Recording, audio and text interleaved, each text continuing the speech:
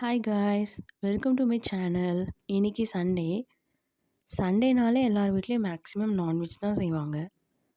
நாங்கள் இந்த வாரம் ஃபுல்லாக நான்வெஜ் செஞ்சனால சண்டே ஏதாவது லைட் ஃபுட்டாக செஞ்சு கொடு அப்படின்னு சொல்லி கேட்டார். அதனால ஓகே, நான் மோர் குழம்பு வச்சு தரேன் அப்படின்னு சொல்லியிருந்தேன். ஸோ மோர் குழம்பு எப்படி செய்கிறதுன்னு பார்க்கலாம். அதுக்கு ஒரு மிக்ஸி ஜாரில் இஞ்சி, பூண்டு, தேங்காய், பச்சை மிளகாய் எடுத்துக்கோங்க. அப்புறம் சோம்பு, சீரகம் ஆட் பண்ணிக்கோங்க. அப்புறம் கொஞ்சம் பொட்டுக்கடலை ஆட் பண்ணிக்கோங்க. உங்ககிட்ட புழுங்கல் அரிசியோ இல்லை பச்சை அரிசியோ எது இருந்தாலும் பரவாயில்ல, அது கொஞ்சம் ஆட் பண்ணிக்கோங்க. ரொம்ப நைஸ் பேஸ்ட்டாக அரைக்காமல் கொஞ்சம் க்ரூஸாக அரைச்சிக்கோங்க. இந்த மாதிரி கொரப்பாக இருந்தால் போதும். அப்புறம் ஒரு பாத்திரத்தில் கிரவுண்ட் ஆயில் ஆட் பண்ணிக்கோங்க. எண்ணெய் நல்லா ஹீட் ஆனதுக்கப்புறம் கடுகு, உளுந்த பருப்பு ஆட் பண்ணிக்கோங்க. கடுகு நல்லா பொரிஞ்சதுக்கப்புறம் காஞ்ச மிளகாய் சேர்த்துக்கோங்க.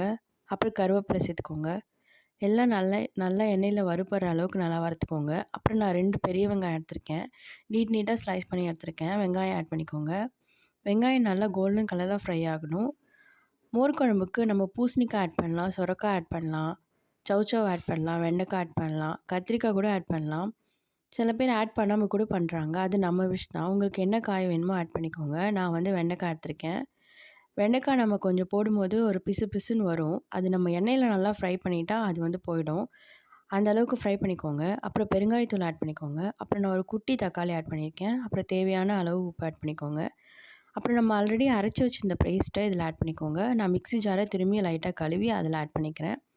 உங்களுக்கு தண்ணியாக வேணும்னா கூட இன்னும் கொஞ்சம் கூட நீங்கள் தண்ணி ஊற்றி இது பண்ணிக்கலாம். அப்புறம் ஒரு ஸ்பூன் மஞ்சள்தூள் ஆட் பண்ணிக்கோங்க. நல்லா மஞ்சள்தூள் ஆட் பண்ணி கொஞ்சம் நரைச்சி வர்ற அளவுக்கு லைட்டாக வந்த உடனே நல்லா கெட்டி தயிர் எடுத்து ஆட் பண்ணிக்கோங்க. தயிர் ஆட் பண்ணிவிட்டு உப்பு கரெக்டாக இருக்கான்னு பார்த்துக்கோங்க. உங்களுக்கு இது கட்டியாக வேணும்னா இப்படியே வச்சுக்கலாம். இல்லை எனக்கு கொஞ்சம் லிக்விடாக வேணும் அப்படின்னா நீங்கள் தண்ணி கூட ஆட் பண்ணிக்கலாம்.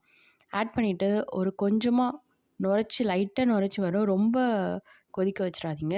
லைட்டாக ஒரு 2, 3 பபுள்ஸ் ஒரு மாதிரி நுரைச்சி வரும்போது ஆஃப் பண்ணிக்கோங்க. கண்டிப்பாக ட்ரை பண்ணி பாருங்கள். இந்த ரெசிபி ரொம்ப நல்லாயிருக்கும்.